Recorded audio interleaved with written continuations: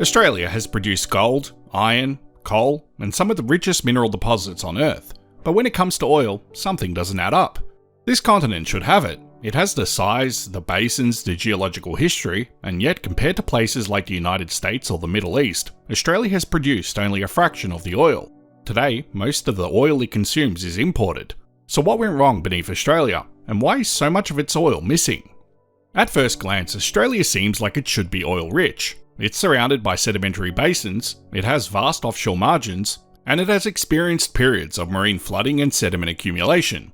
These are exactly the ingredients needed to form oil, and in some places, those ingredients did come together. The Gippsland Basin produced billions of barrels of oil, including the giant Kingfish oil field, which we made a video on. The link to that is in the description. Offshore Western Australia hosts major hydrocarbon systems in the Carnarvon Basin, so clearly, oil can and does exist in Australia. But here's the catch, it's limited. These are isolated successes, not a continent-wide pattern. Australia has a few excellent petroleum systems, but it doesn't have the sheer number, size, or consistency of oil-rich basins seen elsewhere in the world, and that difference comes down to geology. The first major reason is tectonic setting. Australia sits in the middle of the Indo-Australian plate, far from the kinds of active plate boundaries that dominate oil-rich regions. This might sound like a good thing. Less earthquakes, less volcanic activity, but for oil formation, it's actually a disadvantage. Many of the world's largest oil provinces formed in areas where the crust was being stretched, compressed, or broken apart. These processes create deep sedimentary basins and complex structures that act as traps for hydrocarbons. In contrast, Australia is geologically stable. Large parts of the continent haven't experienced significant tectonic activity for hundreds of millions of years. That stability means fewer new basins are forming, and fewer structural traps are being created. Without those traps, oil has nowhere to accumulate. It either never forms in large quantities, or it escapes before it can be preserved. In places like the United States, multiple tectonic episodes created stacked basins, layer upon layer of opportunity for oil systems to develop. Australia simply didn't get that repetition. The second issue lies in the type of organic material that formed Australia's source rocks. Oil doesn't just come from any organic matter. It depends heavily on what kind of life was present when the sediments were deposited. The most oil-prone source rocks are rich in marine algae and microorganisms, known as Type 1 and Type 2 kerogen. These form in oxygen-poor marine environments and are highly efficient at generating liquid hydrocarbons. Australia, however, is dominated by Type 3 kerogen, derived from land plants. These are the same kinds of organic materials that form coal. When buried and heated, Type 3 kerogen tends to produce gas rather than oil. That's why Australia is actually rich in natural gas, even though it lacks large oil reserves. The continent's geological history favoured swampy, terrestrial environments over widespread, long-lived marine conditions. In simple terms, Australia grew the wrong kind of organic matter for oil. That leads directly into the third factor, environmental history. Some of the richest oil provinces in the world formed in extensive, shallow inland seas. The United States, for example, was once covered by the Western Interior Seaway, a vast marine system that stretched across the continent. This environment was perfect for accumulating thick, organic-rich sediments over millions of years, providing the raw material for massive oil generation. Australia did have marine environments, but they were more limited in both space and duration. There were shallow seas, but they came and went. They didn't persist long enough or cover large enough areas to generate the same scale of oil-prone source rocks. Without those sustained conditions, the volume of oil that could be generated was always going to be smaller. The fourth factor is age and geological recycling. Australia is one of the oldest continents on Earth, dominated by ancient cratons like the Yilgarn Craton and Pilbara Craton. These regions have remained stable for billions of years. While that stability is great for preserving mineral deposits, it's not ideal for generating new petroleum systems. Over such long timescales, erosion becomes a major force. Any sedimentary basins that did form in these regions have been uplifted and eroded away. Potential source rocks may have been exposed before they could generate hydrocarbons, or never buried deeply enough to reach the temperature required for oil formation. In other cases, hydrocarbons may have formed but were later lost due to uplift and leakage. Younger, more tectonically active regions tend to preserve oil systems better because they continuously create new basins and bury sediments at the right depths. Australia, by contrast, has spent much of its history being worn down rather than built up.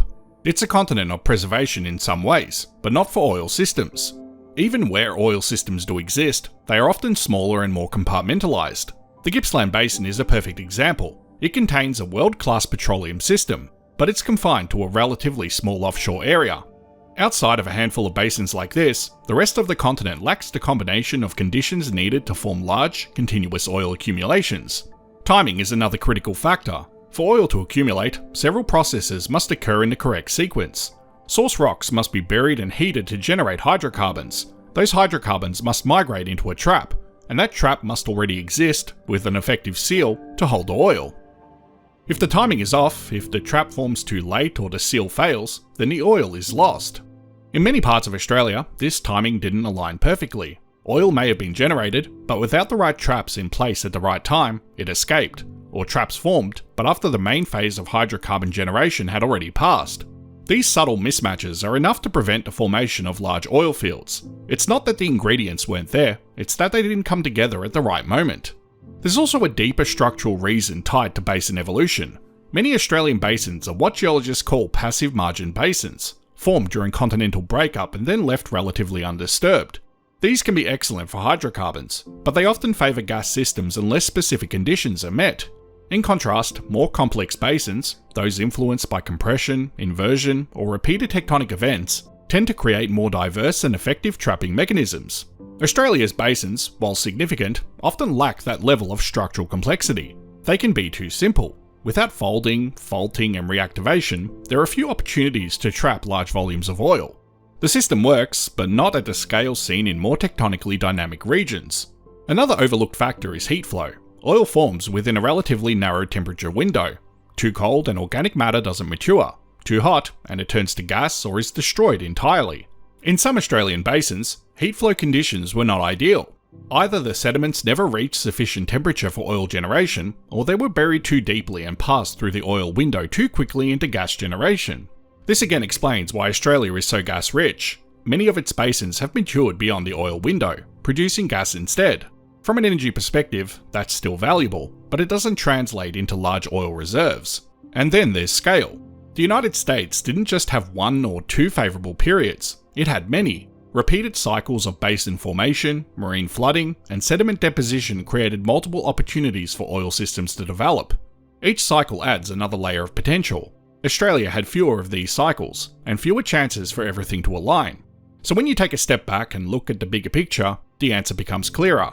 Australia isn't lacking oil because of a single missing ingredient. It's the result of multiple factors. Tectonic stability, organic matter type, environmental history, basin evolution, timing and scale, all combining to limit the formation of large oil accumulations. And yet the story isn't entirely one of absence. Australia's geology didn't fail, it simply specialised. The same processes that limit oil formation helped create vast reserves of other resources. The continent is incredibly rich in minerals and natural gas. In a sense, Australia didn't lose out. It just ended up with a different geological inheritance.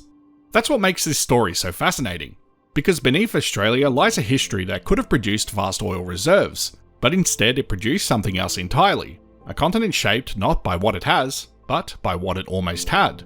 And once you understand that, the question changes. It's no longer just why Australia isn't rich in oil. It's why, given everything working against it, it managed to produce any at all. I hope you found this as interesting as I did. And as always, thanks for watching. Before I end this video, I'd like to give a big shout out to my Patreon and YouTube members. Thank you so much to everyone that helps to support this channel.